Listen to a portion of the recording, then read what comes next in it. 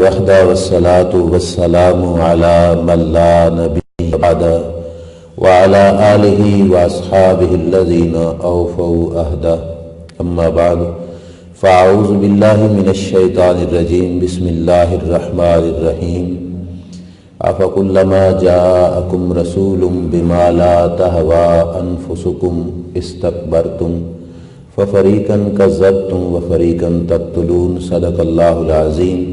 تمام بھائی پڑھیے محبت سے الصلاۃ والسلام علیک یا سیدی یا رسول اللہ وعلی آلک واصحابک یا سیدی یا حبیب اللہ مولاي صلی وسلم دائماً ابدا علی حبیبک خیر الخلق کلہم منزہ عن شریک فی محاسنہ فجوہر الحسن فیہ غیر منقسم یا اکرم الخلق مالی من الوذ به سواک عند حلول الحادث العممی ولن یدیک رسول اللہ جاہک بیز الکریم تجلی باسم منتقمی رب صلی وسلم دائما ابدا علی حبیبک خیر الخلق کلہم۔ اللہ کریم جل شانہ کی ثنا اور حضور سید المرسلین خاتم النبیین امام الانبیاء حضرت محمد مصطفیٰ صلی اللہ تعالی علیہ وآلہ وبارک وسلم کے دربار اقدس میں ہدیہ درود و سلام بصد ادب و احترام عرض کرنے کے بعد معزز محتشم علماء اکرام دیگر حاضرین و سامعین السلام علیکم ورحمۃ اللہ وبرکاتہ۔ ماہانہ درس قرآن میں ہم سب بھائی شریک ہیں، اللہ تعالی ہماری حاضری اپنی بارگاہ میں قبول و منظور فرمائے۔ پچھلے درس میں جو بھائی حاضر تھے ان کے علم میں ہوگا کہ آیت کریمہ سورہ بقرہ کی اس کا ایک حصہ کہ جس میں اللہ فرماتا ہے کہ یہود کی یہ عادت تھی کہ افکلما جاءکم رسول بما لا تہوی انفسکم، کہ ان کی مرضی کے خلاف جب بھی کوئی رسول دین کا کوئی حکم لے کے آتا تو استکبرتم، ان کا یہ طریقہ تھا کہ وہ اسے منہ پھیر لیتے، اعراض کر لیتے اور اس کو ماننے سے انکار کر دیتے۔ آج اسی سلسلہ میں اس آیت کریمہ کے تحت چونکہ مفسرین اکرام نے لکھا تھا کہ 7 عیب ایسے ہیں جن کی وجہ سے انسان حق کو قبول کرنے سے رک جاتا ہے اور انسان حق کو قبول نہیں کرتا اور ہدایت سے انسان محروم رہ جاتا ہے۔ پچھلے درس میں وقت کی قلت کے پیش نظر فقط ایک بیان ہوا تھا، وہ کیا تھا کہ پہلا عیب ہے خود پسندی، کہ اگر انسان کو خود پسندی کی بیماری لگ جائے تو انسان عام بندے کی دعوت تو دعوت رہی، اللہ کے نبی کی دعوت کو بھی ٹھکرا دیتا ہے اور انسان ہدایت سے محروم رہ جاتا ہے۔ تو خود پسندی یہ بہت بڑا عیب ہے، اس پہ چند باتیں میں نے پچھلے درس میں عرض کر دیں، آج اس سے آگے چلتے ہیں۔ چونکہ 7 عیب ہیں اس واسطے مفسرین اکرام نے لکھا کہ اگر یہ 7 عیب انسان اپنے نفس سے اپنے وجود سے نکال دے گا تو اس پہ 7 دروازے جہنم کے بھی بند ہو جائیں گے اور انسان جہنم سے بچ جائے گا۔ تو پہلا عیب کیا تھا؟ خود پسندی، کہ انسان یہ سمجھے کہ میں ہی سب کچھ ہوں، اپنے آپ کو پسند کرے، خود پسندی والا عیب۔ دوسرے نمبر پر ہے غرور۔ غرور اور خود پسندی ہماری عام بول چال کے اندر ایک معنی میں استعمال کیے جاتے ہیں۔ لوگ سمجھتے ہیں جو غرور ہے، تکبر ہے، خود پسندی ایک چیز ہے، لیکن تھوڑا سا فرق ہے، وہ میں عرض کرتا ہوں۔ خود پسندی کا یہ مطلب تھا کہ اپنے آپ کو ہر معاملے میں دیکھنا۔ غرور کا مطلب وہ آقا کریم صلی اللہ تعالی علیہ وسلم کی زبان سے عرض کیا کروں گا۔ ویسے غرور یہ ہے کہ انسان کے اندر اپنی بڑائی انسان کے دماغ کے اندر گھر کر جائے اور اس بڑائی کے ہونے کی وجہ سے انسان نہ سچی بات کو قبول کرے نہ حق بات کو قبول کرے، بلکہ جو اس کے اپنے مزاج میں آئے گا اسی کو قبول کرتا جائے گا۔ مسلم شریف کی حدیث سنیے، میرے آقا صلی اللہ تعالی علیہ وسلم تقریر فرما رہے تھے۔ دوران تقریر حضور علیہ الصلوۃ والسلام نے ارشاد فرمایا، لا يدخل الجنت من کان فی قلبہ مثقال حبۃ من الکبر، فرمایا او بندہ جنت میں نہیں داخل ہو سکتا جس کے دل میں رائی کے دانے کے برابر بھی تکبر ہوگا۔ رائی کے دانے جتنا بھی تکبر ہوگا فرمایا وہ جنت میں نہیں داخل ہوگا۔ اب بڑا خوفناک جو ہے یہ بات تھی کہ ڈر آ جاتا ہے بندے کو کہ اتنا سا تکبر ہو تو بندہ جنت سے محروم ہو جائے گا۔ اس واسطے ایک صحابی نے سوال کر دیا حضور علیہ الصلوۃ والسلام سے، سرکار کی بارگاہ میں عرض کرنے لگے، یا رسول اللہ صلی اللہ علیہ وسلم، ہمارے اندر کچھ لوگ ہوتے ہیں جو اچھے کپڑے اچھی جوتی کو پسند کرتے ہیں، مطلب اچھے کپڑے پہننا اچھی جوتی پہننا یہ پسند کرتے ہیں، کیا یہ بھی تکبر ہے؟ تو میرے نبی علیہ السلام نے فرمایا نہیں، ان اللہ جمیل یحب الجمال، کہ اللہ خود جمیل ہے اور جمال یعنی خوبصورتی کو پسند فرماتا ہے۔ اچھا کپڑا پہننا یہ تکبر نہیں، اچھی جوتی پہن لینا یہ تکبر نہیں، صاف ستھرے لباس میں صاف ستھرے گھر میں اٹھنا بیٹھنا رہنا یہ تکبر نہیں۔ صحابہ نے عرض کیا پھر یا رسول اللہ آپ خود فرمائیے تکبر کیا ہے؟ اب تکبر کی جو تعریف ہے ڈیفینیشن ہے وہ حضور کی زبان اقدس سے، یہ آپ نے ذہن میں رکھنی ہے کہ جس تکبر کی وجہ سے انسان جنت سے محروم رہتا ہے وہ تکبر ہے کیا؟ میرے آقا صلی اللہ تعالی علیہ وسلم نے فرمایا دو علامتیں جس بندے میں دیکھو سمجھ لو اس کے اندر تکبر ہے، غرور ہے۔ پہلی علامت ہے بطر الحق، دوسری ہے غمط الناس۔ یہ حدیث پاک کے الفاظ تھے۔ بطر الحق کا مطلب ہے حق کو ٹھکرا دینا، سیدھی بات آئے تو اس کو رد کر دینا، نہ ماننا، نہ قبول کرنا، یہ تکبر کی پہلی نشانی ہے۔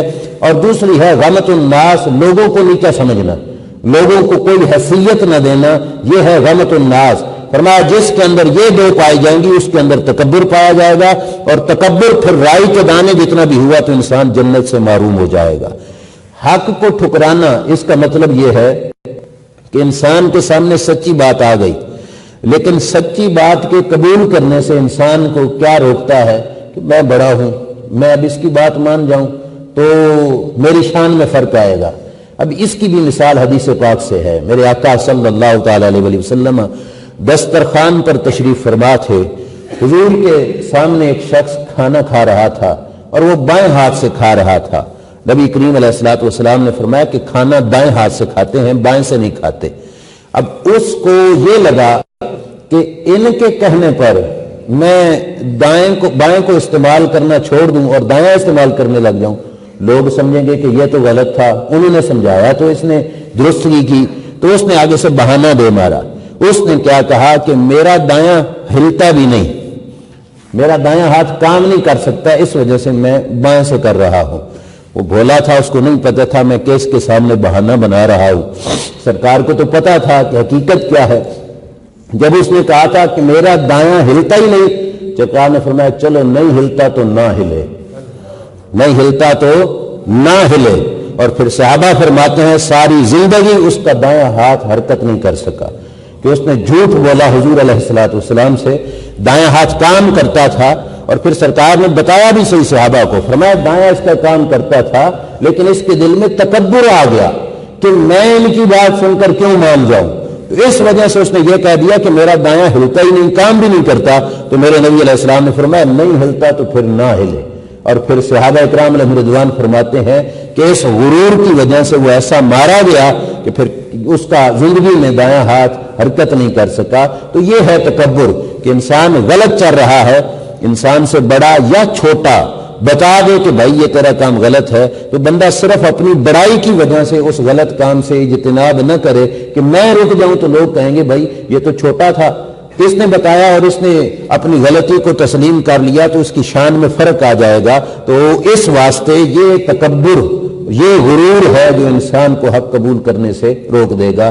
اور دوسری جہت کیا ہے؟ غمط الناس، لوگوں کو حقیر سمجھنا۔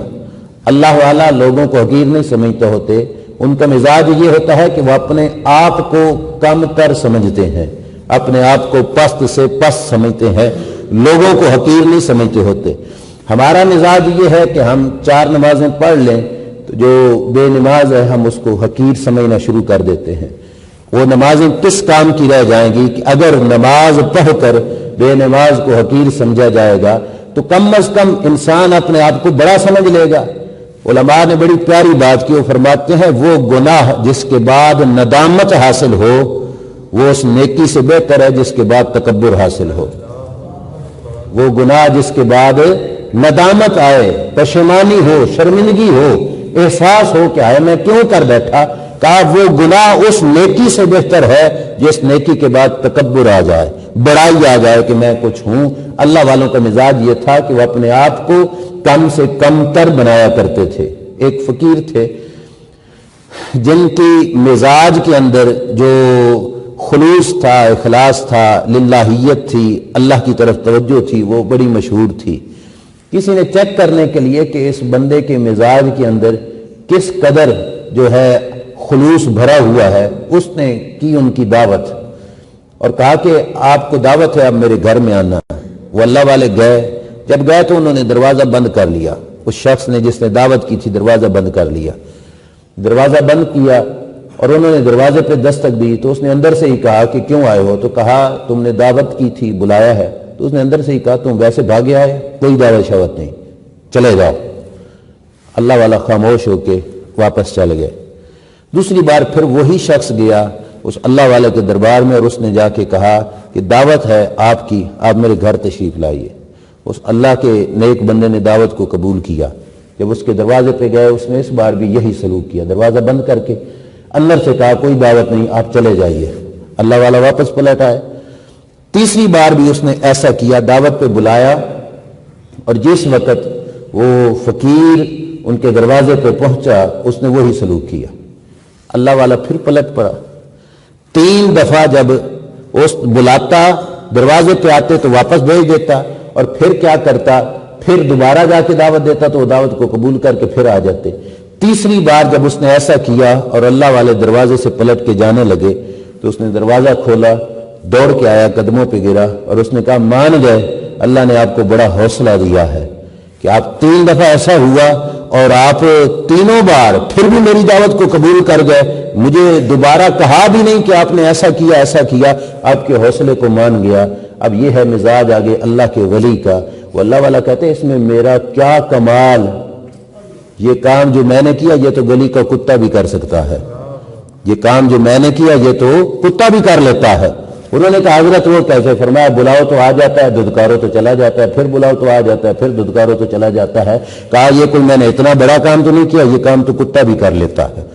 یہ ہے کہ مزاج میں فرق ہوتا ہے کہ انہوں نے کتنے بڑے حوصلے کا کام کیا۔ جب ہم پہلا حصہ بات کا سن رہے تھے تو ہمارا دل پگھل رہا تھا کہ کتنا حوصلہ تھا ان کا کہ بار بار بلانے پر پھر واپس کیا جاتا ہے، پھر بھی وہ ہٹتے نہیں، پھر بھی دعوت کو قبول کر لیتے ہیں۔ لیکن اس اللہ والے کا مزاج دیکھو، وہ کہتے ہیں یہ کام تو وہ بھی کر لیتا ہے جس کو بدتر سمجھا جاتا ہے مخلوق میں نے کوئی بڑا کام تو نہیں کیا۔ تو یہ ہے کہ ان کی نگاہ میں لوگ حقیر نہیں ہوتے، وہ اگر کم سمجھتے ہیں تو اپنے آپ کو کم سمجھتے ہیں، کسی اور کو کم نہیں سمجھتے۔ گناہگار سمجھتے ہیں تو اپنے آپ کو گناہگار سمجھتے ہیں، کسی اور کے لحاظ سے ایسا مزاج اختیار نہیں کرتے۔ تو انسان کو اگر کسی کے اندر غلطی ہے وہ بتانا وہ جاننے والے کا فرض ہوتا ہے، وہ الگ بات ہے، لیکن یہ نہ سمجھے کہ بارگاہ الہی میں مقبول ہوں اور وہ مردود ہے، ہرگز ایسی بات نہیں۔ قدرت کے فیصلے کچھ اور ہوا کرتے ہیں۔ رب ذوالجلال چاہے تو منزل پہ پہنچے ہوئے کو وہاں سے دھکا ملے اور وہ پیچھے کو گر جائے، اور کوئی ہے جو منزل سے کافی دور چلا گیا ہو اور اسے چاہے تو رب ذوالجلال منزل کے قریب لے کے آ جائے۔ میرے آقا صلی اللہ تعالی علیہ وسلم نے فرمایا کہ ایسا ہوگا کہ ایک شخص ساری زندگی جنتیوں جیسے عمل کرتا رہے گا، جنتیوں جیسا عمل کرتا رہے گا، کرتے کرتے فرمایا اس کے اور جنت کے درمیان ایک بالشت اتنا، فرمایا اس کے اور جنت کے درمیان اتنا فاصلہ رہ جائے گا کہ بالکل ایک بالشت جنت کو پہنچ چکا ہے۔ فرمایا اچانک وہ کوئی ایسا عمل کرے گا کہ وہ جنت سے محروم ہو جائے گا، جہنم کا مستحق ہو جائے گا۔ اور دوسری حصے میں کیا فرمایا؟ فرمایا کبھی ایسا بھی ہوگا کہ میرا کوئی امتی عمل دوزخیوں والے کرتا رہے گا کرتا رہے گا کرتا رہے گا، حتیٰ کہ اس کے اور دوزخ کے درمیان ایک بالشت جتنا فاصلہ رہ جائے گا۔ فرمایا پھر اسے رب توفیق دے گا، کوئی ایسا اچھا عمل کرے گا جس کی وجہ سے رب اسے پھر جنت عطا فرمائے گا۔ تو یہ ہے کہ انسان کسی موقع پر اپنے آپ کو غرور میں نہ لائے، تکبر میں نہ لائے کہ میں ہی بڑا ہوں دوسرے تو کم تر ہے۔ کیا خبر جس کو تو کم تر سمجھتا ہے وہ بارگاہ الہی میں مقبول ہو جائے اور تو اپنے آپ کو بڑا سمجھتا ہے، رب تجھے اپنے دربار سے ٹھکرا دے۔ حضرت شیخ عبدالحق محدث دہلوی رحمۃ اللہ تعالی علیہ نے لکھا کہ 2 بھائی تھے، جب ان کا باپ فوت ہوا تو ایک بھائی نے دوسرے بھائی سے یہ کہا کہ مجھے جائیداد سے کچھ حصہ نہیں چاہیے، میں کوئی وراثت نہیں لیتا، مجھے فقط اپنے گھر کی جو اوپر والی منزل ہے، بالا خانہ، اوپر والا حصہ، وہ مجھے دے دو اور مجھے 2 ٹائم کی روٹی دے دینا، میں وہاں عبادت کروں گا۔ دوسرا خوش ہو گیا کہ صرف اتنا حصہ لے کر ساری جائیداد چھوڑ رہا ہے، چلو وہ میرے کام آئے گی، چلو وہ میں ہاتھ میں لیتا ہوں استعمال کروں گا، یہ تو مزے کی بات ہے۔ اس نے اوپر والا حصہ اسے دے دیا، نچلا حصہ خود لے لیا۔ اوپر والے نے اوپر والا حصہ لے کر وہاں پہ عبادت شروع کر دی، دن رات اللہ اللہ کر رہا ہے، عبادت کر رہا ہے۔ نچلے کو بہت دولت مل گئی، اس دولت کی ریل پیل کے اندر وہ دنیا کی طرف جا رہا ہے، اللہ سے غافل ہوتا جا رہا ہے، چھوڑتا جا رہا ہے۔ اور اس کی زندگی بھی گزرتی گئی، اس کی زندگی بھی گزرتی گئی۔ جب عمر ڈھل گئی، اس وقت اوپر والے کے دل میں ایک خیال آیا کہ یار ساری زندگی تیری عبادت میں گزر گئی، وہ بھی تو تیرا بھائی ہے جس نے آج تک ایک سجدہ بھی نہیں کیا، ذرا چھوڑنا مصلی اور جا نیچے، کچھ دنیا کے مزے تو بھی لے لے۔ اوپر والے کو خیال آ رہا ہے، اور ادھر قدرت رب ذوالجلال نچلے کے دل میں یہ خیال پیدا کر رہا ہے کہ نچلے کو خیال آیا یار تیری ساری زندگی دنیا داری میں گزر گئی، تو دنیا لوٹنے میں جمع کرنے میں لگا رہا، وہ بھی تو تیرا بھائی ہے جس نے ایک لحظہ بھی تجھے دیکھا بھی نہیں ہے، جا تھوڑا اوپر جا، ذرا سجدے کی اور عبادت کی لذت اس میں کے چکھ لے۔ اب نچلا کیا سوچ کر کہ میں کچھ عبادت کروں، اوپر کو جا رہا ہے، اوپر والا یہ سوچ کر کہ میں کچھ دنیا کا چسکا لوں، وہ نیچے کو آ رہا ہے۔ شیخ عبدالحق محدث دہلوی رحمۃ اللہ علیہ فرماتے ہیں سیڑھیوں پہ دونوں کی ٹکر ہوئی، دونوں گرے فوت ہو گئے، اوپر والا جہنم میں گیا، نیچے والے کو رب نے جنت عطا فرمائی۔ اس کی وجہ کیا تھی؟ وجہ یہ تھی کہ اس نے ساری زندگی عبادت کی، لیکن جس وقت اس کو موت آئی اس وقت اس کے دل میں اللہ کا خیال نہیں تھا، دنیا کا خیال تھا کہ وہ رب کی دربار کو چھوڑ کر دنیا کی طرف آ رہا تھا۔ اور نچلے نے ساری زندگی دنیا داری میں گزاری، لیکن جب موت آئی تو اس وقت اس کے دل میں دنیا نہیں تھی، اس کے دل میں رب کا خیال تھا، وہ اللہ کی طرف جا رہا تھا، اللہ کی عبادت کی طرف جا رہا تھا، اللہ کے راہ کی طرف جا رہا تھا، تو رب الجلال نے اسے جنت عطا فرما دی۔ اسی واسطے میرے آقا صلی اللہ علیہ وسلم نے فرمایا انما العبرۃ بالخواتیم، فرمایا لوگوں زندگی کے عمل پر دار و مدار نہیں ہوتا، دار و مدار انجام پر ہوتا ہے، اخیر جس کی جیسی ہوتی ہے ویسا ہی اس کے ساتھ رب الجلال سلوک فرماتا ہے۔ تو اس واسطے زندگی کے اختتام کی کسی کو خبر نہیں، تو زندگی کے ایک ایک لمحے مالک کے دربار میں جھکتا رہے، ایک لمحہ بھی بہتی عبادت کر کے یہ نہ سوچے کہ بہت کچھ کما لیا، ایک لحظہ غفلت میں گزار دوں تو کیا ہے، ہو سکتا ہے اسی لحظے میں موت آ گئی اور رب الجلال نے پکڑ لیا، تو کیا جواب دو گے کہ اللہ تعالیٰ پوچھے گا کہ میرے لیے تو نے کیا کیا، تو اس وقت کیا جواب ہوگا؟ تو پہلا عیب تھا خود پسندی، اور دوسرا کیا ہو گیا؟ غرور۔ دوسرا کیا ہے؟ غرور۔ تیسرے نمبر پر جو عیب انسان کو حق بات نہیں قبول کرنے دیتا وہ ہے ریاکاری۔ ریاکاری کا معنی ہے دکھلاوا، لوگوں کے دکھلانے کے لیے عمل کرنا۔ اور ہماری دنیا کی ریسرچ میں لوگوں نے یہ نتیجہ نکالا کہ انسان تقریباً اپنی آدھی سے زیادہ زندگی لوگوں کے لیے گزار دیتا ہے، اپنے لیے کوئی نہیں کرتا۔ پیدا ہوا تو گھر والوں نے جو کچھ تماشا کیا، رسم و رواج کی، وہ کس خاطر؟ ایسا نہیں کر سب کچھ کرتے رہے، وہ بھی لوگوں کی خاطر کیا۔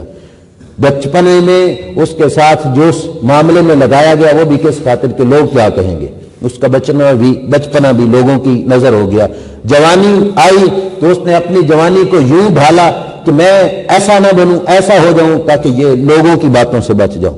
میں اگر مسجد میں چلا گیا تو لوگ کہیں گے مسیتر بن گیا، سر پہ ٹوپی کر لی تو لوگ کہہ دیں گے مولوی بن گیا، داڑھی لا تو لوگ کہیں گے جوانی میں اس کو جو ہے داڑھی سجانے کی پڑ گئی۔ تو اس واسطے لوگوں کی باتوں سے بچنے کے لیے اس نے ساری جوانی بھی کر دی، جوانی بھی لوگوں کی نظر ہو گئی، اگلا حصہ آیا وہ بھی لوگوں کی نظر، بڑھاپا بھی ہو گیا۔ تو ساری زندگی انسان دکھلاوے میں لوگوں کو دکھانے کے لیے رہتا ہے، لیکن مالک کہتا ہے لوگوں کے لیے جتنا کچھ بھی بنتا جا، لوگ تجھے اتنا قبول نہیں کریں گے جتنا رب تجھے۔ زندگی کا اکثر حصہ لوگوں کی خاطر گزارنے والے سے پوچھو تو اکثر لوگ اس سے پھر بھی خوش نہیں ہوتے، لیکن مالک اتنا رحیم و کریم ہے کہ زندگی کے ایک لمحے میں بھی ذرا اس کے دربار میں سر جھکا کے دیکھو، مالک پھر بھی راضی ہو جاتا ہے۔ تو اس واسطے لوگوں کو خوش کرنے کی بجائے مالک کو خوش کرو، اور پھر یہ تجربہ ہے، حقیقت ہے کہ لوگ اتنا جلدی خوش نہیں ہوتے جتنا جلدی رب راضی ہوتا ہے، اور لوگوں کی خوشی اتنی پائیدار نہیں ہوتی جتنی رب کی رضا پائیدار ہوتی ہے۔ اللہ تعالیٰ راضی رہتا ہے تو پھر رضا اپنے بندے کو عطا فرماتا ہے۔ آدھی سے زیادہ زندگی انسان بچوں کی خدمت کرتا رہتا ہے، لیکن وہی بچے بعد میں جا کے ناشکرے نکلتے ہیں، بچے باپ کی قدر نہیں کرتے۔ کیوں؟ کیونکہ یہ انسان ہے، انسان کی مزاج میں اتنی قدر نہیں ہوگی جتنی رب ذوالجلال جل شانہ اپنے بندے کی قدر فرماتا ہے۔ عرض کرتا ہوں مفتی احمد یار خان نعیمی رحمت اللہ تعالی علیہ نے یہ مثال بیان کی، جس سے بات آپ کو آسانی سے سمجھ آئے گی کہ لوگوں کے لیے کرنا اور رب کے لیے کرنا، اس میں فرق کتنا بڑا ہے۔ ولیموں پہ آپ لوگ جاتے رہتے ہیں، ولیموں کی روٹیاں بھی کھاتے رہتے ہیں۔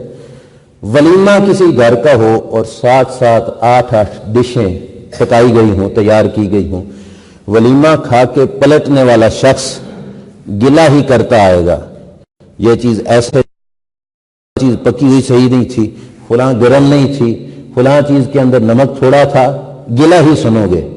کوئی بندہ تعریف نہیں کرے گا، گلہ ہی کرے گا، شکوہ کرے گا جس نے دعوت کی۔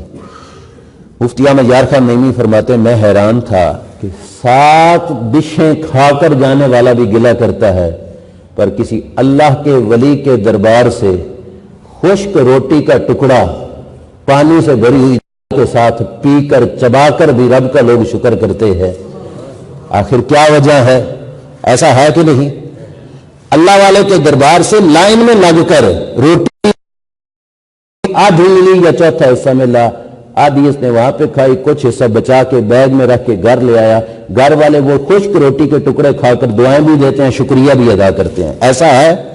وہ فرماتے ہیں کہ میں حیران تھا کہ پانی سے پتلی دال پی کر بھی لوگ شکر ادا کرتے ہیں، اور ادھر 7 ڈشیں کھا کے وجہ کیا ہے؟ تو فرماتے ہیں غور کرنے پہ معلوم ہوا جو جس کے لیے بنایا گیا رب نے اس کو اس کے حوالے کر دیا۔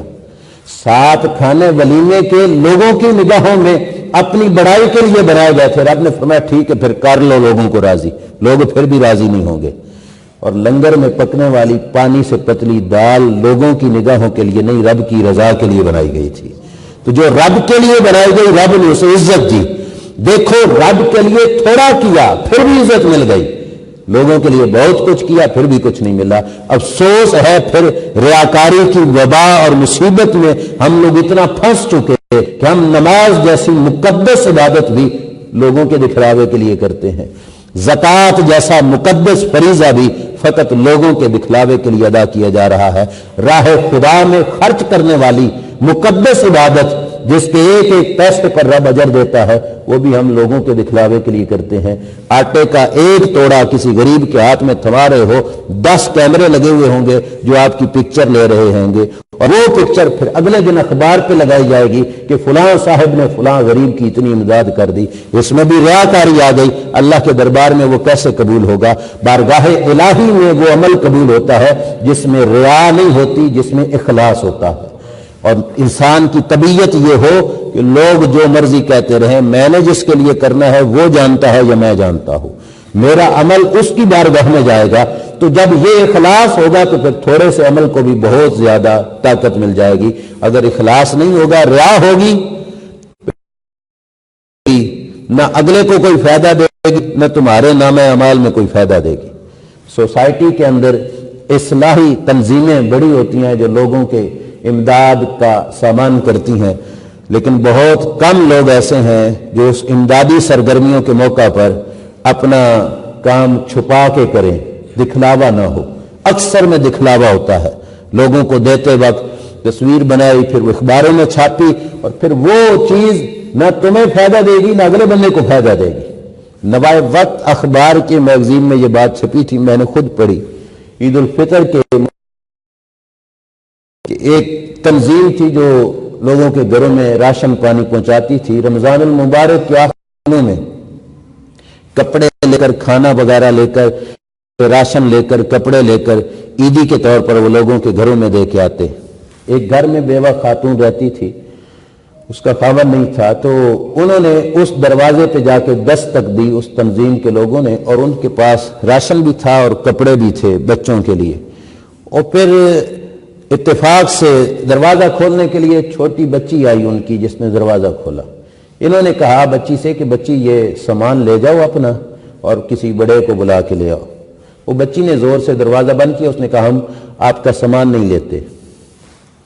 بیوہ خاتون کی بچی جو تنظیم ہے اس کے کارکنوں سے سامان لینے سے انکار کر رہی ہے۔ انہوں نے کہا پتہ نہیں بچی کو کیا ہے، انہوں نے پھر دستک دی۔ ان کی ماں آئی، جب ماں کو وہ سامان پکڑانے لگے تو وہ بچی درمیان میں آ کے کہنے لگی اماں ان سے سامان نہیں لینا۔ اس نے سامان لینے سے اپنی ماں کو روک دیا۔ اب وہ جو کارکن تھے بظاہر لوگوں کی ہیلپ کرنے والے، مدد کرنے والے، وہ حیران تھے کہ آخر اس بچی کو کیا ہے۔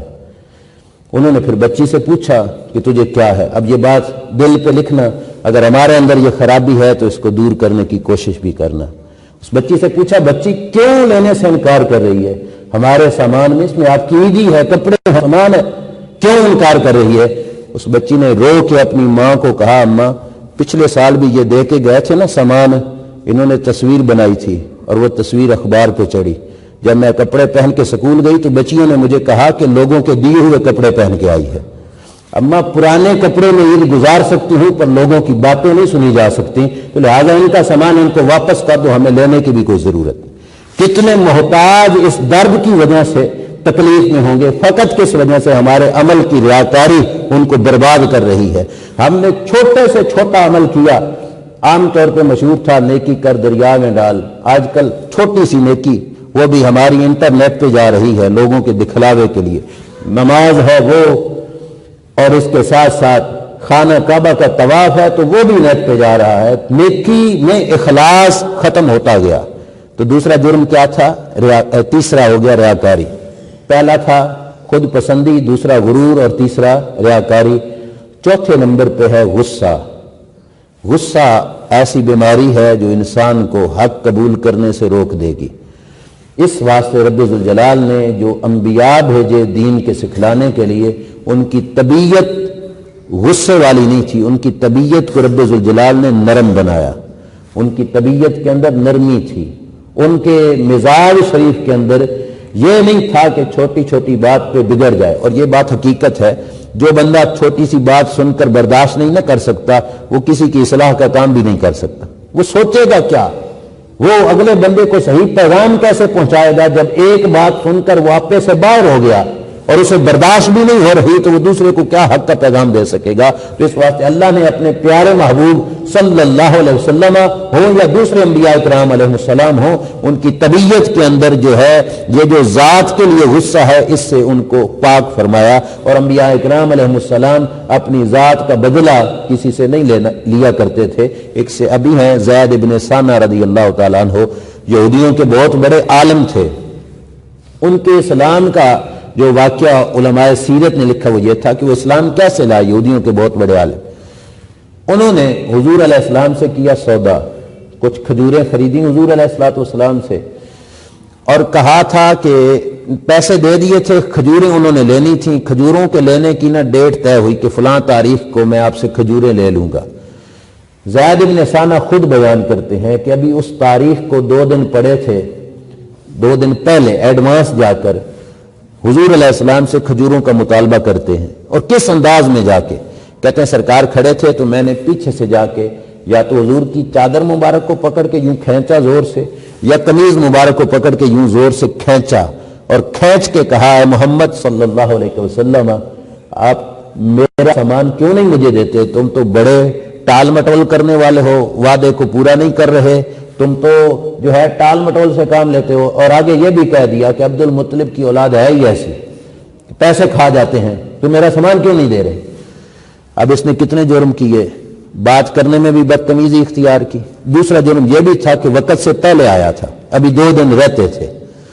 جب اس نے ایسا کہا تو حضرت عمر تلوار کھینچ کے آگے آئے اور آپ نے فرمایا تجھے شرم نہیں آتی؟ اللہ کے رسول سے یوں بات کرتا ہے، تجھے حیا کرنی چاہیے۔ تو آپ نے تلوار کھینچ کے جب آگے بڑھے تو میرے نبی علیہ السلام نے حضرت عمر کو روکا، فرمایا عمر تجھے ایسا نہیں کرنا چاہیے۔ آقا کیا کروں؟ فرمایا تجھے اسے کہنا چاہیے تھا مطالبہ صحیح طریقے سے کر، اور مجھے کہنا چاہیے تھا وقت پہ چیز ادا کر دو۔ کمال انداز ہے میرے آقا صلی اللہ علیہ وسلم۔ پھر حضور علیہ السلام نے انہی کو یعنی حضرت عمر رضی اللہ تعالی عنہ کو ارشاد فرمایا عمر جاؤ فلاں جگہ سے کھجوریں جتنی اس کی بنتی ہیں پیسے اس نے دیے اتنی دو اور 20 ٹوپے کھجوریں اضافی بھی دے دینا. اس انداز میں مطالبہ کرنے والے کو فرمایا 20 ٹوپے کھجوریں اضافی بھی دے دینا. حضرت عمر رضی اللہ تعالیٰ عنہ نے عرض کیا کہ کیوں؟ فرمایا جو تلوار لے کے تو آگے آیا نا اس سے اسے خوف محسوس ہوا, اسے ڈر لگا, تو نے اس کو ڈرایا ہے, اس ڈرانے کے بدلے میں تم اسے اضافی کھجوریں دو. حضرت عمر لے گئے, وہ غلام تھے, آقا کا حکم تھا, کیا کرتے, ماننا تھا. کھجوریں بھی دیں, اضافی کھجوریں بھی دیں اور دے کر فرمایا کہ زید تو نے میرے نبی سے اچھا نہیں کیا. اب وہ بولے, اس نے کہا عمر وہ صرف تیرے نبی نہیں میں بھی ان کا امتی ہوں, میں نے بھی ان کا کلمہ پڑھ لیا ہے. حضرت عمر نے کہا وجہ کیا ہے؟ اس نے کہا میں تورات کا عالم تھا, میں نے تورات میں حضور کی جتنی صفتیں پڑھی تھی ساری چیک کر لی تھیں, وہ حضور میں پائی جاتی تھی. 2 صفتیں حضور کی پڑھی تھیں وہ ابھی چیک کرنی رہتی تھیں. وہ کیا تھیں کہ میں نے پڑھا تھا کوئی اگر بے وقوفی سے پیش آئے گا نا حضور سے, حضور اسے پھر بھی معاف فرما دیں گے, ایک شان. اور دوسری میں نے یہ پڑھی تھی کوئی جتنی زیادہ بے وقوفی کرے گا اتنا زیادہ حضور اس پہ کرم کریں گے. تو میں نے یہ خود جان بوجھ کے بے وقوفی سے کام لیا اور وہ صفتیں چیک کر لی تھیں اور میں نے ان صفتوں میں حضور کو کامل پایا. لہذا آج سے میں بھی گواہی دیتا ہوں کہ یہ اللہ کے سچے رسول ہے صلی اللہ علیہ وسلم. تو صحابہ اکرام علیہم رضوان کے ساتھ حضور کا اور دوسروں کے ساتھ بھی رویہ یہ تھا کہ غصہ اللہ تعالیٰ نے اس سے آپ کو بری فرمایا. لیکن ایک بات یاد رکھنا, ایک ہے غصہ ذات کا اور ایک ہے غصہ دین کا. ذاتی غصہ نہ کرنا یہ مومن کی شان ہے اور دین کے لیے غصہ کرنا یہ مومن کی شان ہے. دین کے لیے غصہ نہ کرنا یہ انسان کے لیے ایک بے حسی بے غیرتی کی صورتحال ہے کہ اگر کوئی شخص دین کی بے ادبی یا دین کی توہین کر رہا ہے اس وقت غصہ انسان کو آ جاتا ہے. میرے آقا صلی اللہ تعالی علیہ وآلہ وسلم نے ایسا غصہ کیا بھی صحیح, ایسا غصہ کر کے دکھایا بھی صحیح. یہ غصہ ناجائز نہیں. جس غصے سے منع کیا گیا وہ کیا ہے کہ اپنی ذات کا غصہ. ایک صحابی آئے حضور علیہ الصلوۃ والسلام کی بارگاہ میں, عرض کرتے ہیں آقا مجھے کچھ وصیت کیجئے. تو میرے آقا صلی اللہ علیہ وسلم فرمایا لا تغضب, غصہ نہ کیا کر. انہوں نے عرض کیا آقا تھوڑی اور بھی وصیت کیجئے. سرکار نے پھر بھی فرمایا غصہ نہ کیا کر. انہوں نے پھر عرض کیا آقا اور, سرکار نے پھر فرمایا غصہ نہ کیا کر. 3 دفعہ حضور نے پھر فرمایا کہ کیا ہے کہ غصہ نہ کیا کر. تو غصہ بھی ان عیبوں میں سے ایک عیب ہے جو انسان کو حق قبول کرنے سے مانع ہوتا ہے. اچھا, غصے کے بعد اگلا عیب ہے حسد. میں بات کو سمیٹنے کی طرف آ رہا ہوں. حسد کیا ہے؟ حسد یہ ہے کسی کے پاس اچھی چیز دیکھ کر دل میں یہ خیال کرنا کہ اس کے پاس کیوں ہے یہ میرے پاس ہوتی, یہ حسد ہے. ایک ہوتا ہے رشک, رشک جائز ہے, اسے عربی میں غبطہ کہا جاتا ہے. رشک کیا ہوتا ہے؟ کسی کے پاس اچھی گھر دیکھا, اچھی سواری دیکھی, دولت دیکھی, دل میں یہ سوچنا کہ مولا جیسے اس کو دیا ویسا ہے کہ جس کا انسان کو فائدہ نہیں ہوتا نقصان ہوتا ہے, لیکن اس کے باوجود انسان کیے جا رہا ہوتا ہے. آخرت کا نقصان تو ہے ہی, دنیا کا نقصان بھی ہوتا ہے کہ انسان کے پاس سب کچھ چین کا سامان ہونے کے باوجود انسان سکھ کی زندگی نہیں بسر کرتا. علماء نے ایک مثال دی, وہ فرماتے ہیں جیسے ایک بھائی کے پاس 10 مرلے کا پلاٹ ہو, دوسرے کے پاس 5 مرلے کا پلاٹ ہو. اب جس کے پاس 5 مرلے کا پلاٹ ہے اس کی ماہانہ تنخواہ بھی ٹھیک ٹھاک ہے, بچوں کی گزر بسر بھی بڑی اچھی ہو رہی ہے, 2-3 ٹائم کا کھانا بھی ان کا بڑا اچھا ہے, رہائش بھی اچھی ہے. لیکن اس کو یہ دکھ مارے جا رہا ہے کہ یار میرا 5 کا کیوں ہے, میرے بھائی کا 10 کا کیوں ہے. اب سب کچھ ہونے کے باوجود اسے چین نہیں ملے گا. کیوں؟ کس وجہ سے کہ میرے بھائی کا 10 کا کیوں ہے.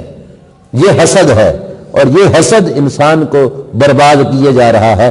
سارا کچھ ہونے کے باوجود اپنا چین برباد کیے ہوئے ہے, اپنا سکون برباد کیے ہوئے ہے. اسے چین کی نیند ہی نہیں آتی صرف ان سوچوں میں کہ یار میرے بھائی کا 10 مرلے کا کیوں ہے. تیری اس سوچ سے اس کا 10 والا 9 بھی نہیں ہوگا اور تیرا 5 سے 6 بھی نہیں ہوگا.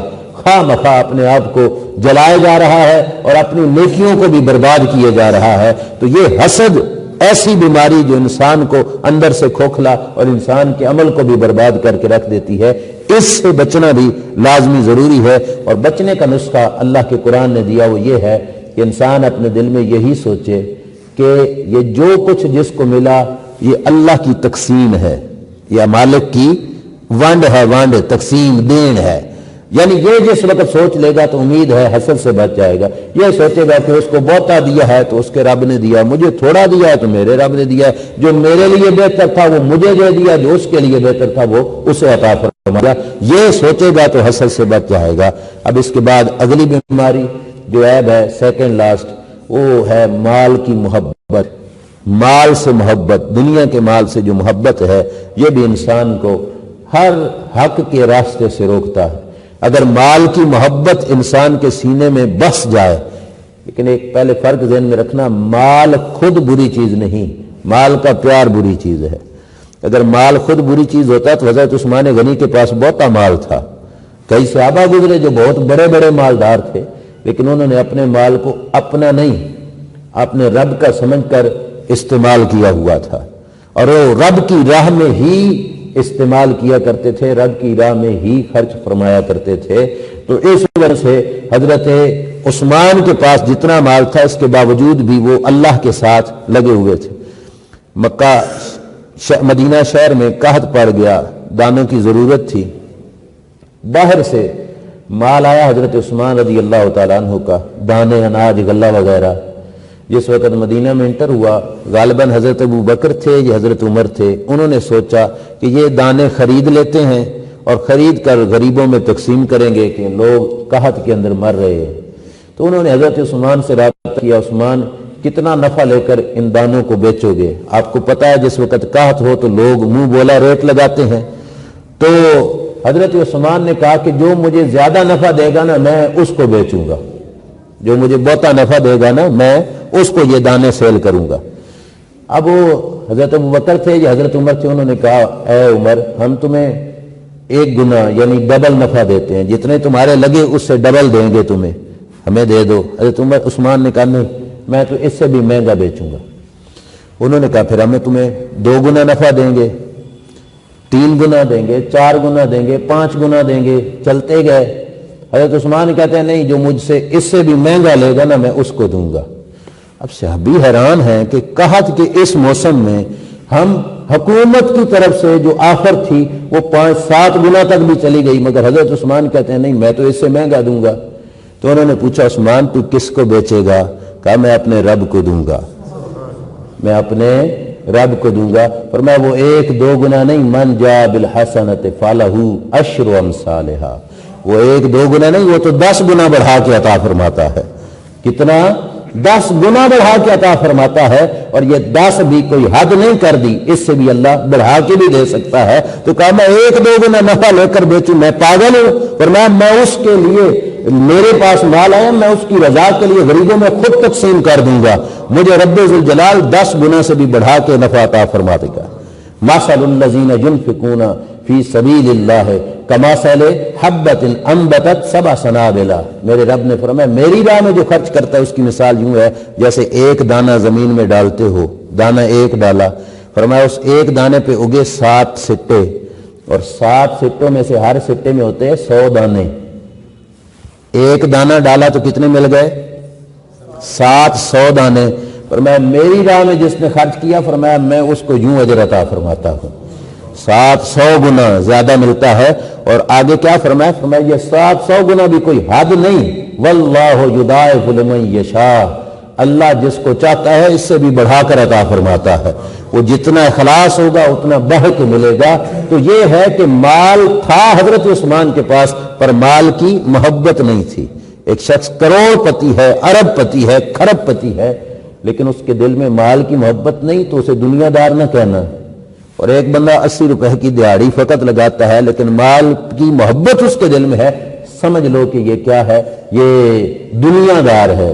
ٹھیک ہے، اس واسطے کہ اس کے سینے میں مال کی محبت ہے. تو مال کی محبت بہت خطرناک چیز ہے. اب اس کے بعد آگے آخری نمبر پر جو عیب ہے 7واں، وہ آپ کے سامنے عرض کر کے بات ختم کروں گا.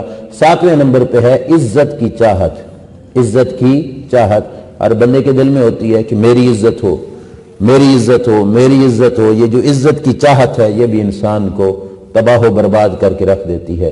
ملا علی قاری نے مشکات، شرح مشکات کے اندر یہ بات تحریر فرمائی.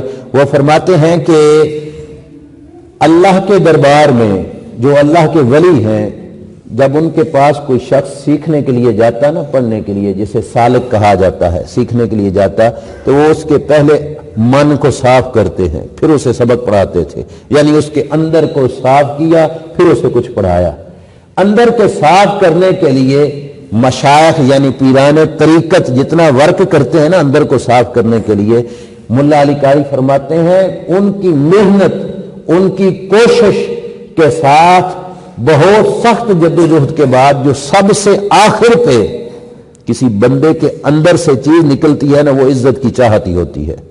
ان آخر ما یخرج من قلب السالک حب الجاہ، فرماتے ہیں وہ جہاں یعنی عزت کی محبت ہوتی ہے۔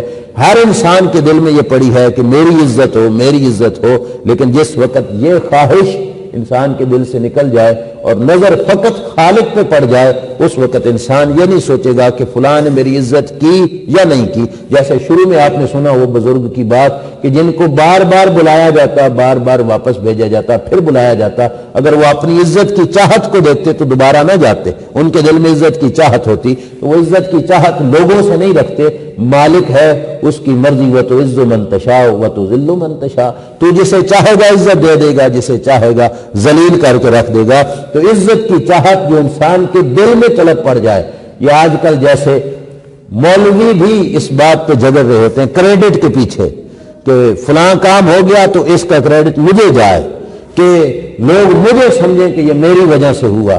یہ ایسی بیماری ہے جو بڑے بڑے نیک کاموں کی راہ میں بھی رکاوٹ بن جاتی ہے، بڑے بڑے اعلیٰ نیک کاموں کی راہ میں رکاوٹ بن جاتی ہے، فقط کس مصیبت کی وجہ سے کہ دل میں یہ خیال ہوتا ہے کہ یہ یہاں پہ اس نیکی کا نام کسی اور کا بنے گا، میرا نہیں بنے گا، تو لہذا اس پر جھگڑ پڑتے ہیں، لڑائیاں ہو جاتی ہیں۔